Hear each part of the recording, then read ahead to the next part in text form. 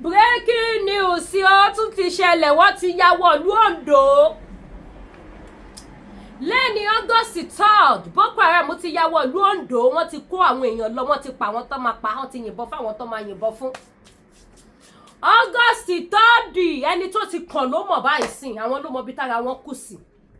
Tá bá sọ fún ẹ̀yin èèyàn wípé ẹ má jẹ́ kó ṣẹlẹ̀, kẹ́ tó mọ̀ ọ̀rọ̀ Nàìjíríà ti kúrò lọ́wọ́ pé kò lè kàn mí. Ẹ gbọ́, ogun Nàìjíríà, ọ̀rọ̀ kidnapper Nàìjíríà, ọ̀rọ̀ bandit Nàìjíríà, ó ti kúrò ní ọ̀rọ̀ pé kò lè kàn mí, ẹ bá ń fọgbọ̀n gbogbo ayé. Ó ń ṣẹlẹ̀ lọ́wọ́lọ́wọ́ báyìí sìn. Ó ń ṣẹlẹ̀ lọ́wọ́lọ́wọ́ báyìí sìn. Àwọn kan ti wà nínú ìbànújẹ́ ní èní August 3rd. Láwọn tí wọ́n dúpẹ́ fọ́lọ́run pé Ọlọ́run ṣe o, a tún ti wọnú oṣù August o, Ọlọ́run ṣe oṣù yìí lóṣù ayọ̀ fún wa o, Ọlọ́run ṣe this ṣe that. Ó ti wà nú ẹ̀ báyìí sìn o. Ogun Nàìjíríà ti kọlù wọn o. Oṣù tó sọ fọ́lọ́run pé kó sọ di oṣù ayọ̀, oṣù ìdùnnú fáwọn káwọn má rí ibi, káwọn má rí ìbànújẹ́. Ogun Nàìjíríà ti sọ di ìbànújẹ́ mọ́ wọn lọ́wọ́. According to tí màá dẹ̀ máa play video fún yín tẹ́ máa fi ti ara yín gbọ́. According to èèyàn 6 ni wọ́n sì lè sọ wípé wọ́n kó lọ. Èèyàn 3 ni wọ́n sì lè sọ wípé wọ́n ti fara gba ìbọn. Àwọn kú wọn yè ni, Ọlọ́run ló yé.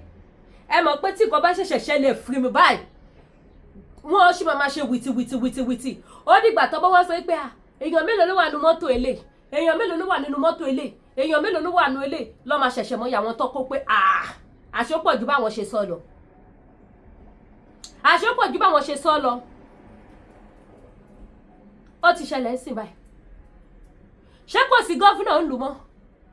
Gbogbo èyí tẹ́ sọ wípé pẹ́pẹ́sẹ́ kíní kan ṣe ẹlẹ́dẹ̀ ń pakọ̀, ṣe ti rí báyìí sìn. Àwọn tó ti kàn lẹ́ni báyìí sìn, lẹ́ni ọjọ́ ajé, èní ọjọ́ Monday, ọjọ́ 3 oṣù kẹjọ ọdún 2026. Àwọn tó ti kàn ló mọ̀ báyìí sìn. Kọ́ lọ má jẹ́ kí ìbànújẹ́ kó wọlé tọ̀ wá. Now àwọn tó wá ṣẹlẹ̀ sí, mélòó ni gọ́fúnà máa bá wọn rán nínú ẹ̀? Mélòó làwọn fẹnu jáwáyà tí wọ́n kọ̀ndẹ́mù àwọn akíkanjú tó ń ṣiṣẹ́ wípé kí ìyà má jẹ ìran Yorùbá? Àwọn tó ṣẹnu wọn ṣùtìṣùtì bí okó bọ́, mélòó nínú wọn sì ló máa bá wọn jẹ ìrora ìbànújẹ́ tó wọlé tàwọn tó ṣẹlẹ̀ sí ìsìn? Ìbéèrè ni mo béèrè o, ẹ má láriwo mi pọ̀, bó ṣe ń jó mi ni. Tí nǹkan bá jó mi náà ló máa ń jẹ́ kí n mọ̀ pariwo. Mélòó nínú wọn, àwọn tó máa ń sọ̀sọ́kúsọ sí àwọn tó bá dìde láti jà fún ìran Yorùbá, mélòó nínú wọn ló máa ṣe kíni, ló máa bá wọn dá sí ohun tó wà nílẹ̀? Ẹ bá kọ sí comment section. Mi ì fẹ́ gbà wá lákòókò. Ẹ gbọ́ mi ò fẹ́ gbà wá lákòókò. Mélòó nínú wọn ló máa bá wọn dá sí? Mélòó nínú wọn ló máa bá wọn rán? Kọ́ lọ má jẹ́ kí aburú kó ṣẹlẹ̀ sí wa, kọ́ lọ má jẹ́ kí ibi kó wọlé tọ̀ wá, kọ́ lọ má jà rí bànújẹ́, ká má rí fòrò, ká má rí wàhálà. Àwọn tó ṣẹlẹ̀ sí nísìn, àwọn ló mọ bí tára wọn kù sí. Àwọn tó ti ṣe kí ni mo pè? Àwọn, ẹ má bínú pé mo ń wo sàlẹ̀ o, mo fẹ́ mount gbogbo fídíò yẹn papọ̀ kí sọ́dẹ̀yọ̀ kan ni, sódà tá a ní máa wo kélekèle. Àwọn tó ti ṣẹlẹ̀ sí, àwọn ni wọ́n lè sọ nísìn ohun tó ṣẹlẹ̀ sí àwọn. Ẹ má wá gbàgbé pé àwọn tó ṣẹlẹ̀ sí yìí o, wọn ò ní lọ́kàn o, wọn ò bẹ́ lóhun wú ẹ̀ o. Ádáádáa ni wọ́n bá jáde nínú ilé o, léni ọjọ́ ajé, kéèyàn má jókòó sínú ilé, kéèyàn má jókòó tẹ́tẹ́rẹ́tẹ́, òun ló gbé wọn bọ́ síta o. Kódà lára àwọn tó kó gbajúgbajà, ó wà nínú wọn. Gbajúmọ̀ olórin kan ní ìlú Ondo, ó wà nínú àwọn tí wọ́n kó lọ. Kí ni wọ́n fẹ́ bá wọn ṣe sí? Àwọn fẹnu wú géètì, fẹnu jáwáyà, àwọn tó ń janu lásánlásán, àwọn janujanu of Nigeria. Àwọn janujanu of Nigeria, kí ló fẹ́ bá wọn ṣe sí?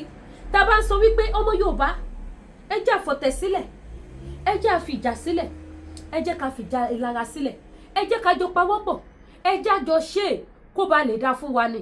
Ká má bá fojú sunkún ẹnikẹ́ni ni. Káwọn pípé má sọ wá dẹni tó máa rí ìbànújẹ́ ọkàn lórí àwọn èèyàn wa ní gbogbo ìgbà. Ta ló máa gbé irú eléyìí sìn tí inú ẹ̀ máa dùn, tí pòrúurú ìbànújẹ́ ọkàn ò ní mú pé àbá kí ló tún dé báyọ̀ lọ. Ìbéèrè ni mo béèrè o, ta ló máa ríru eléyìí sìn tí inú ẹ̀ máa dùn wípé nǹkan tó dáa ló ṣẹlẹ̀ yìí? Kí èèyàn jáde wípé òun bá ọrọ̀ ajé lọ, òun bá kó lè dá lọ, kó dẹ̀ ṣe kíni, kó dẹ̀ gbé wọn. Máa fún fídíò ní fọ́lùmù, ẹ gbọ́ bó ṣe ń ṣẹlẹ̀ báyìí. Ẹ gbọ́ bó ṣe lọ, ẹ gbọ́ bó ṣe ń ṣẹlẹ̀. Ìjọ wo lọmọ Yorùbá fẹ́ gbọ́? Ìjọ wo ni Yorùbá fẹ́ fi ìmọ̀ ṣọ̀kan? Ìjọ wo ni Yorùbá fẹ́ pera wọn papọ̀ kí wọ́n jọ pera wọn wálé, kájọ pera wa sí ipa ọgbọ́n, kájọ sọ àsọyé tó máa wúlò, tó máa ṣe gbogbo wa láǹfààní, tí ò ní méwu dání fún wa mọ́. Ìjọ wo la fẹ́ gbọ́gbọ́ orú ẹ̀? Ìjọ wo la fẹ́ ṣe irú ẹ̀? Náà ẹ bá mi gbójú ayọ̀ sókè. Ẹ jẹ́ n play ẹ̀ fún wa kí gbogbo wa jọ gbọ́. Àwọn tó kàn ló mọ̀ báyìí, kọ́ lọ má jẹ́ kí ibi kó kọ̀ wá. Ó yá, ẹ gbóhùn sókè, à ń gbọ́. Bó ló ṣe ṣẹlẹ̀? Mọ́tò yẹn ni wọ́n ti kóyàn lọ́nu mọ́tò yẹn.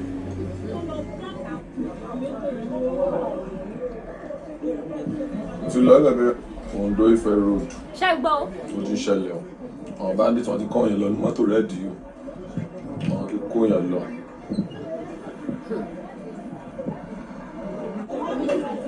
À sọ pé gbogbo ilẹ̀ Yorùbá làwọn pípé ti dominate. Àbúrò ẹ̀ ti sẹ́ ẹ̀dẹ́ yìí kọrin nìyí.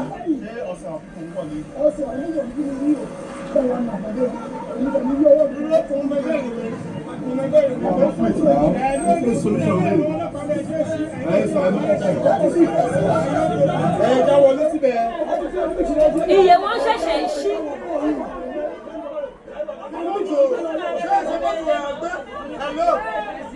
Ẹ ṣe mọ́tò mi, ẹ ṣe mọ́tò mi.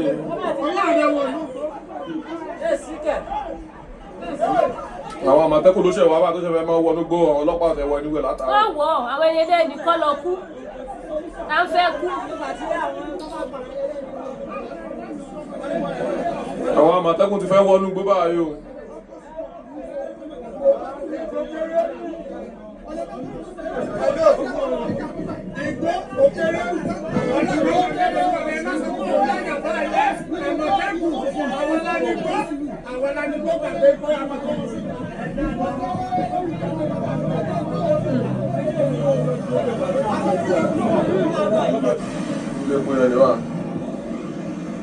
Èmi àkókò ló wá síbẹ̀ orí wọn ti kóyàn wọn lù bọ́ síyàn mẹ́ta kọ́ àkókò wọnú gbó lọ.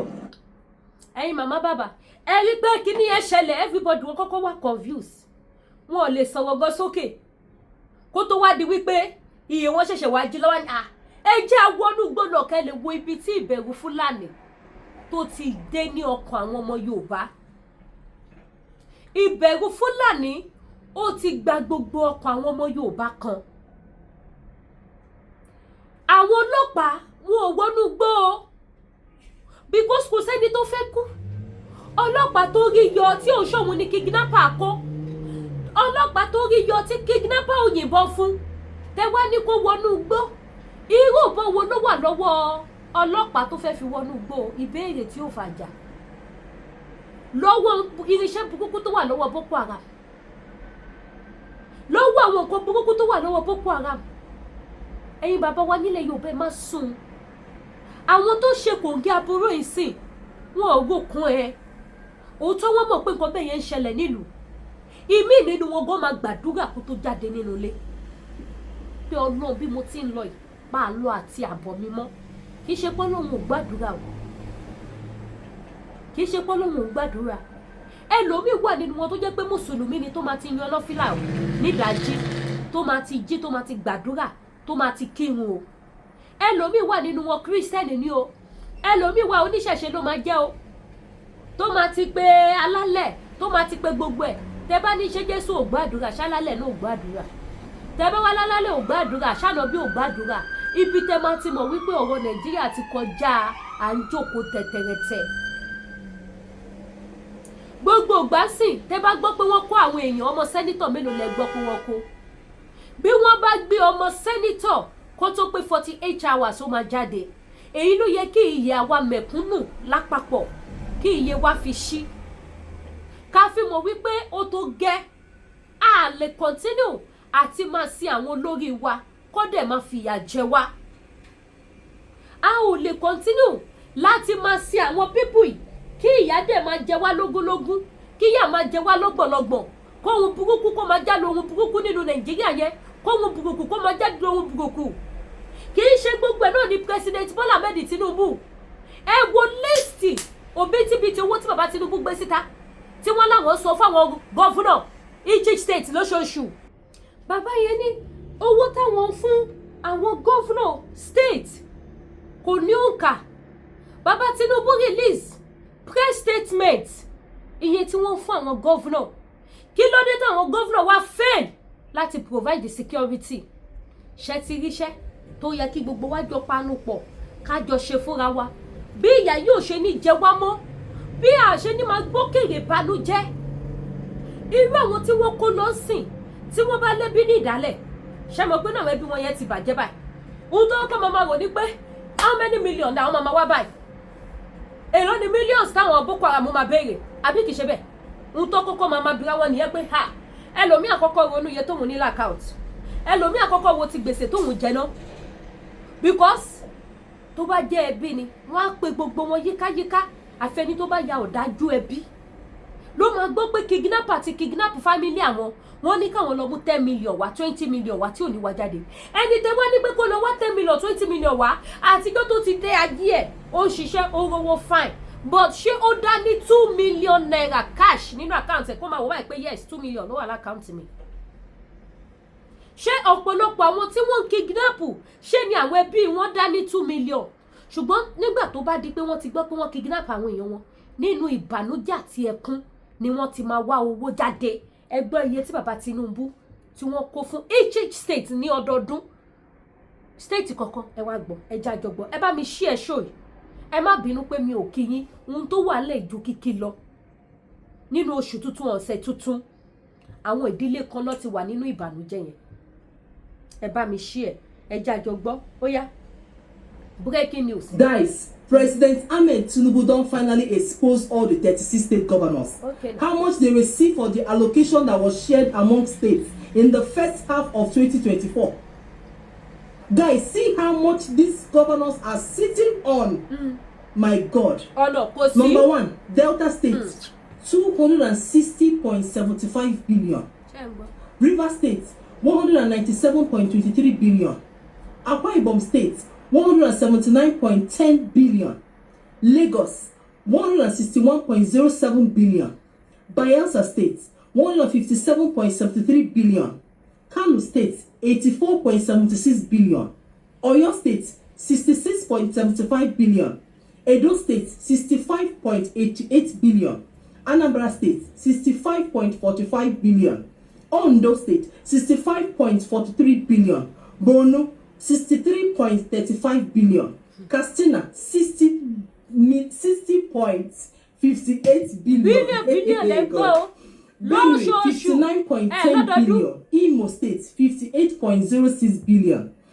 Abia, 54.23 billion. Niger State, 53.59 billion.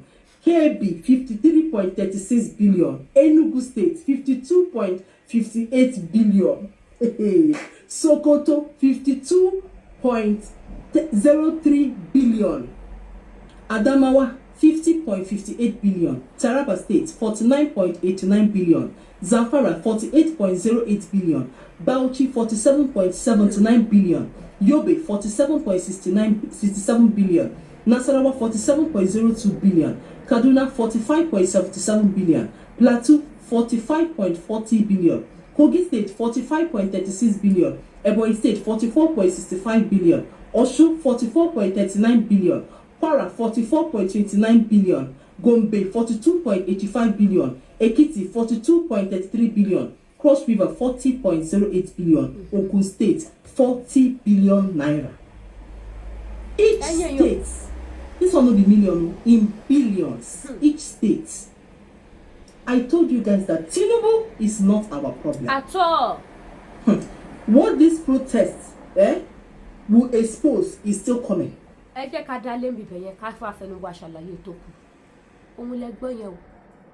Now ẹ wá sọ fún mi gbogbo kinní kan 260 billion fún state kan lọ́dún ẹ wá lọ wo state tí wọ́n fún ní 260 billion ó tún lé lórí o ní ọdún kan state yẹn ṣé wọn kidnap níbẹ̀ state yẹn ṣé gbogbo ojú ọ̀nà wọn ló wà òkè ṣé gbogbo àwọn government school ló wà òkè ṣé gbogbo government hospital ló wà òkè àbí kì í ṣe àwọn kan tó ní kó fi náà ṣe nìyẹn kó fowó ṣe nìyẹn ṣé kì í ṣe àwọn kan tó ní kó fowó ṣe nìyẹn tó fi fún wọn ṣé wọ́n fún wọn pé kó máa kó sápò wọn ni kó fi tún ìlú ṣe kí ló wà kọ́nà wà kómi wà kí security wà kí hospital wà kí iléèwé wà nǹkan mẹ́fà tán ní kó máa fowó ṣe nìyẹn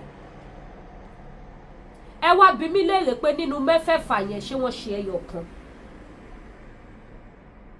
each state ẹ fún mi ní state tí a lè fi ọwọ́ ẹ̀ sọ̀yà tá a lè gbóṣùbà fún gọ́vnà bẹ́ẹ̀ pé tó bá sọ nípa ti school àwọn ọmọ ẹ gbàgbé gọ́vnà state in try àbí kọ́ ní tó bá sọ nípa ojú ọ̀nà ẹ gbàgbé gọ́vnà state yìí ó gbìyànjú ó tún ojú ọ̀nà ṣe àbí kọ́ ní tó bá sọ nípa general hospital ẹ gbóṣùbà ẹ ṣe gbòsàgbòsà fún gọ́vnà state yìí ó make sure wípé general hospital wọ́n ṣiṣẹ́ déédéé irinṣẹ́ wà bẹ́ẹ̀dì wà iná wà ń bẹ̀ kò sí pé wọ́n fẹ́ ṣe surgery fúnyàn wọ́n ṣẹ̀ṣẹ̀ ní kán lọ máa ra petrol sí generator kò sí pé wọ́n fẹ́ ṣe surgery fúnyàn kò sí doctor on seat kò sí pé wọ́n gbé emergency dé kò sí treatment tó fẹ́ lò fún ẹ fún wa ní state náà nínú gbogbo 36 states tó wà Nàìjíríà nínú gbogbo 36 states tó wà Nàìjíríà tí wọ́n ń gba bílíbílíbílíbílí lọ́dọọdún ẹ fún wa ní state tẹ́lẹ̀ fọwọ́ ìsọ̀yà wípé iná state yìí ó ranjú kalẹ̀ ní bí òkú ọlọ́mọ kò ṣẹ́jú àbí kẹ́ fún wa ní state náà nu 36 state tí wọ́n ń gba bílíbílí yìí wípé tó bá ń sọ̀rọ̀ nípa security ẹ ṣáà máa lọ sí state báyìí ààbò tó péye wà ń bẹ̀ nínú Nàìjíríà Ondo tí wọ́n ti yàwọ̀ lọ kó wọ́n sìn ẹ ṣàgbọ́yé tó òdòdó ń gbà lọ́dọọdún meanwhile wọ́n ti increase owó yẹn we are talking about 2024 budget òun lẹ gbọ́ yẹn iye tó ń gbà sá 2024 2025 wọ́n increase ẹ̀ 2026 wọ́n increase ẹ̀ ẹ wá wòye times bílí tí wọ́n ń gbà bílíọ̀nù ni mo sọ di bílí o torí ẹ̀yin ẹlòmíràn máa gba akíní ìtumọ̀ bílíọ̀nù ni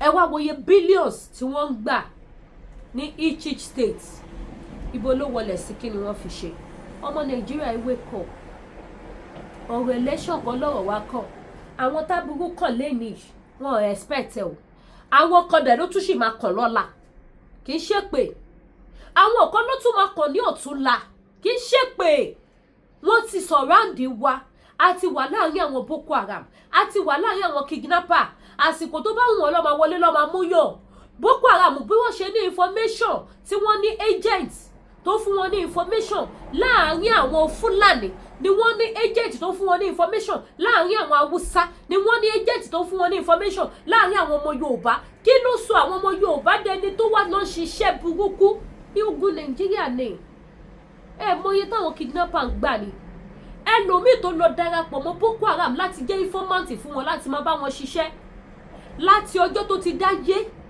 kòkó 1 million jọ rí lọ́dún kan nínú Nàìjíríà yẹn kòkó 1 million kì í ṣe pé mo fi yẹ̀yẹ́ àwọn èèyàn kì í ṣe pé mo fi tẹ́ńbẹ́lẹ́ àwọn èèyàn gbogbo wa lájọ mọ̀ ẹlòmíì ti lò 30 years láyé nínú Nàìjíríà ẹlòmíì ti lò 40 years rí kò wo sùsù kó lówó tó wà lọ́wọ́ òun ìsìn 1 million naira káàṣì òun lòún dẹ̀ ní kún un kì í ṣe pé kò rówó ṣùgbọ́n kò sí àkójọ bùkátà ò jẹ́ kó ní àkójọ débi tó máa lè fi yọgbọ́n pé yes ọkàn mi balẹ̀ at least mo ṣì ní 1 million lákàntì tó bá ń pe àwọn ẹlẹ́gbẹ́ mílí èmi náà wà ní mílí bí n tẹ̀ tí débi bílíọ̀nù èmi náà ní mílíọ̀nù lákàntì kì í ṣe pé nìyẹn yọ̀lẹ̀ kì í ṣe pé kò ṣiṣẹ́ kì í ṣe pé kò kàwé kì í ṣe pé kò mọ bísínẹ́sì ṣe Nigerian problem ni Nigerian problem ni gbogbo ohun tá a ṣe sọ wípé ìran Yorùbá ìpínlẹ̀ Nàìjíríà ti bàjẹ́ jẹ́ ká tún ṣe àáfà bà ìpínlẹ̀ Nàìjíríà jẹ́ oníṣẹ̀ṣe bà ìpínlẹ̀ Nàìjíríà jẹ́ pásítọ̀ bà ìpínlẹ̀ Nàìjíríà jẹ́ ẹni tí ò ṣe fa tí ò ṣe ṣọ́ọ̀ṣì tí ò ṣe ṣẹ̀ṣe àwọn náà bà ìpínlẹ̀ Nàìjíríà jẹ́ àfi ká wá solution sí ìpínlẹ̀ tó ti bàjẹ́ yẹn ká tún ṣe kì í ṣe pé Nàìjíríà ò ní solution kì í ṣe pé kò sí solution fún ọ̀rọ̀ Nàìjíríà tí èmi àti yín bá dúró tá fìmọ̀ ṣọ̀kan tá bá jọ dúró tó tá fìmọ̀ ṣọ̀kan a máa tún ìpìlẹ̀ tó bàjẹ́ yẹn a máa tún ṣe ara máa dẹ onílé adé àlejò oníkálukú bó tẹ̀lé proud of million ṣùgbọ́n wàá lè proud wípé kò sí fòròfáyé ẹ ọkàn ẹ balẹ̀ kò sí fòròfáyé ọkàn ẹ balẹ̀ fídíò kan tẹ̀ mí lọ́wọ́ kò ṣe post sí YouTube mo sì fẹ́ gbé sí Facebook mo sì ronú sí tí wọ́n bá níbi fún mi ní kinní kẹ́ lọ wo bí àwọn Nàìjíríà sójà ṣe ṣiṣẹ́ takuntakun bí wọ́n ṣe pa àwọn Boko Haram lọ màmá bàbá mi mò ń fi àsìkò yìí sọ fún yín wípé ìbọn tó wà lọ́wọ́ àwọn Boko Haram ìbọn ẹyọ kan Nigerian sójà ò lè dá gbé níbi tí irin yẹn wúwo dé that is why tẹ́lẹ̀ tó bá pa àwọn Boko Haram yìí ẹ máa ń rí oògùn oríṣiríṣi níbi tó bá ti pa wọ́n àwọn oògùn yẹn ni wọ́n lò tí wọ́n fi ń gbé ìbọn yẹn ẹ wá wo ìbọn tó wúwo burúkú yẹn ẹ wo iṣẹ́ tó máa ṣe ìbọn tó yẹ kó tó bá ti mount ẹ̀ sílẹ̀ bí standing tí mo fi gbé fóònù mi sí tó ti mount ẹ̀ báyìí ọmọ ó ń ṣiṣẹ́ lọ ni a ṣe síwájú a ṣe sẹ́yìn a ṣe sọ́tún a ṣe sósì bùkọ́dà bọ́ bá ní kó tún kọrí sí sọ́mọ̀ ó ń gbórí sí sọ́mọ̀ ni ó máa rìlíìsì lọ bọ́ ní kó kọrí sílẹ̀ kó tún yẹlẹ̀ ó máa tún yẹn ni sí pálásà tó wà lọ́wọ́ àwọn tó láwọn fẹ́ dáàbò bò lù wá. mo dẹ̀ ń wo àwọn Nigerian sójà bí wọ́n ṣe ń kó àwọn ìbọn yẹn àtàwọn rocket ìkan gbé ìbọn kó dẹ̀ fìbà ìbọn iyọ̀ kan ló gbé o tí ẹ bá rí adúrú búlẹ̀tì tó ti mount sí lára ibi tó bá gbé sí báyìí tó bá ti tòbọ̀ sí tó ti set ẹ̀ tó set ẹ̀ ọ̀tà bọ̀ ẹ̀ sí lára báyìí ó máa yìn lọ ní gbàgbàgbàgbà ó lè yìn látàárọ̀ dalẹ́ ó ní ara tó máa fi gba búlẹ̀tì sí kò sí pé wọ́n yìnbọn ta tán àwọn Nigerian sójà wà ń tó lẹ̀ báyìí kẹ wá wo òkú àwọn pípù yìí tó ẹ̀ṣẹ̀ tó pa ni o bó ṣe ń pa wọ́n tó kò tí ì hàn wípé wọ́n pa Boko Haram Nàìjíríà meanwhile ẹ̀yin màmá bàbá ẹ má gbàgbé o wípé àdàbọ̀ nígbà tó ń kó wọn wọlé lógúnlógún tó ń fi tírélà Dangote tó fi ń rú wọn wọlé ṣé mo pàǹpariwo nígbà yẹn tó bá jẹ́ gbà yẹn ní Nigerian government tí kì í ṣe pé àwọn gangan ní ìka àwọn gangan lápayàn àwọn olóko Boko Haram wọlé nígbà ètò ìṣèjọba Buhari tó bá jẹ́ bá ṣe pariwo nígbà yẹn làwọn pípù yìí ti dìde sí ni àwọn pípù yìí ò ní pọ̀ tó tó yìí nínú Nàìjíríà tó wá di tó wá ń pa wọ́n tí wọ́n pa wọ́n tán tí bá pawọ́ ẹjọ́ ẹja mi comment section ẹ bá fi pé ètò ìsíta káwọn èèyàn lè mọ̀ oṣù tuntun la wà yìí kó ní kálukú lè mọ̀ tó bá ní ẹ lọ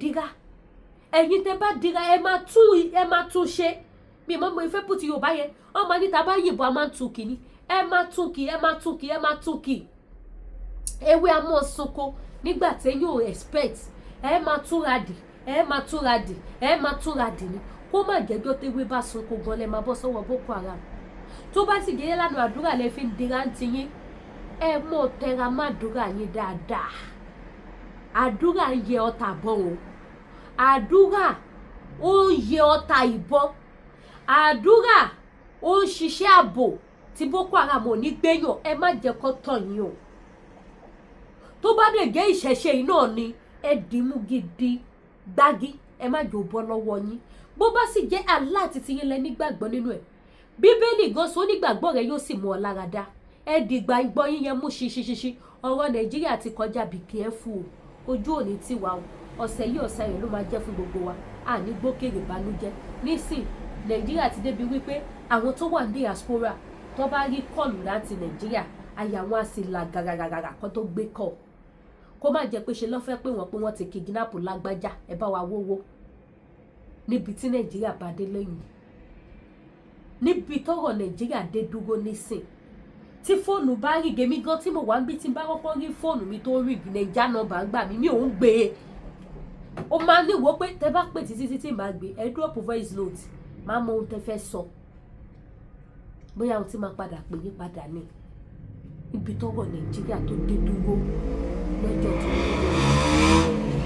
ojú òní sí wa o ipa ayé ò ní ká wa o ẹ wá ra ohun táǹtà o Lady K African store mo ti wà ń store o gbogbo ẹ̀yin tí mo send ọjà yín ní last week tí ẹ bá ti rí ọjà ẹ track ẹ ọkẹ ẹ pè mí kí n tètè pe post office ọ̀ka track ẹ 7 working days ẹ yọ Saturday Sunday kúrò ń bẹ̀ 7 working days tó bá delay 10 working days so ẹjọ́ torí Ọlọ́run ẹ pè mí o tọ́kílẹ̀ sí pé ń tẹ̀tẹ̀ ní fi rọ́jà yẹn Ọlọ́run ní jẹ́ kó ṣẹlẹ̀ lágbára Ọlọ́run èrò pọ̀ lọ́rùn mi ju kí n máa ṣọ́ lágbájá ojú òní tì yín. Mo dẹ̀ dúpẹ́ lọ́wọ́ gbogbo ẹ̀yin tẹ́ ń patronize mi, agara ò ní dá yín. Mi ì lè store nọ́mbà gbogbo èèyàn sí fóònù, store nọ́mbà púpọ̀ gan, fóònù fẹ́ laná. Ẹ rí pé mo ti yọ páùsì kúrò ńbẹ̀, gbígbóná ní lálálálálá. Òun mo ṣe kúkú yọ páùsì kúrò ńbẹ̀ pé jẹ́ mọ́ bá yí bẹ̀, kò make sense bó ṣe wà, ó risk. Páùsì ṣì máa protect ẹ̀ tó bá jábọ́. Èmi tí fóònù mi ò dẹ̀ lè má jábọ́, gíláàsì ní gbogbo ara ẹ̀ but kí la fẹ́ ṣe. So èrò pọ̀ kọjá kí n store number everybody. Mo dẹ̀ dúpẹ́ lọ́wọ́ gbogbo ẹ̀yin màmá bàbá tẹ́ ń bá mi rajà, ojú òní tì yín lágbára Ọlọ́run. Gbogbo ẹ̀yin tẹ́ dẹ̀ ń dúró de àwọn new arrival wa, lágbára Ọlọ́run wá dé láyọ̀. Táwọn ọjà wa bá ti dé máa jẹ́ kẹ́ mọ̀. Ẹ ṣé gan, mo dúpẹ́ o. Ẹ má gbàgbé o, gbogbo nìṣe ó wà. Bá ṣe ní gbogbo nìṣe ní body cream, gbogbo nìṣe bí tiẹ̀ ti fẹ́ tán, but very soon mo bínú ṣe wọlé bọ̀ ni lọ́pọ̀ yanturu because cream yìí da gan, ó da gan. Tẹ́ bá gbọ́ pé gbogbo nìṣe ní tòótọ́ ní cream tẹ́ ń wò yìí, ó wà pa gidi lọ́wọ́, ó wà pa, ó make sense. So ìyẹn wà ní body cream. Bákan náà gbogbo nìṣe ní spiritual items, ọṣẹ arọ́bí, àgbélépọ̀tà, ìyọ́nú, ọṣẹ back to sender, ọṣẹ ìṣẹ́gun, ìyẹn náà wà available. Gbogbo nǹkan tẹ́ bá ti fẹ́ ẹ kàn sí mi. Bó dẹ̀ jẹ́ aṣọ náà ni ó wà. Gbogbo ẹ̀yin tẹ́ fẹ́ ṣe birthday lóṣù, tẹ́ wá need àwọn aṣọ tẹ́ lè fi ṣe photoshoot, ẹ lè ṣe photoshoot nínú yàrá yín. Ẹ rọra clear ara wọ́ yín níbi nǹkan tó bá need, ẹ rọra dúró yín síbẹ̀ ṣe photoshoot. Lọ́jọ́ kan ní kẹ́ lọ sí studio lọ ṣe. Ẹ wá kámẹ́rà tó dáa, ẹ fi ya fọ́tò yín, kẹ́ post ẹ̀. Ojú á máa rọ́dún ní gbogbo ìgbà. Aṣọ ọ̀pọ̀lọpọ̀ ọdún láyé gbogbo wa láṣẹ Èdùmàrè. Gbogbo ẹ̀yin ọlọ́jọ́ bí oṣù yìí náà kẹ̀dẹ̀ nìyí, mo kí yín ní orúkọ Ọlọ́run Bàbá, Ọmọ, Ẹ̀mí Mímọ́. Ẹ ṣe ọ̀pọ̀lọpọ̀ ọdún láyé lágbára Ọlọ́run. Ó mú mi rántí ìgbà kan tí mo ṣe program. Kò sí oṣù kan, kò sí program tí mo lè fẹ́ ṣe, mo máa ń kí gbogbo àwọn birthday celebrant oṣù yẹn, mo máa ń kí wọn. So tí mo tún rántí lè ní òbí àmà tún máa ṣe bẹ́ẹ̀ padà. Maybe once in a week máa kí gbogbo ẹ̀yin tẹ́ bá ń ṣe birthday lóṣù lágbára Ọlọ́run. Ẹ ṣe ọ̀pọ̀lọpọ̀ ọdún láyé. So gbogbo ẹ̀yin tẹ́ bá need àwọn aṣọ tẹ́lẹ̀ lò, ó wà níbí. Ẹ need the jewelries tẹ́lẹ̀ lò, ó wà níbí. Ẹ wá tún need the cream tẹ́ fẹ́ fi tún skin yín ṣe. Ẹ fẹ́ maintain skin yín, ẹ pè mí.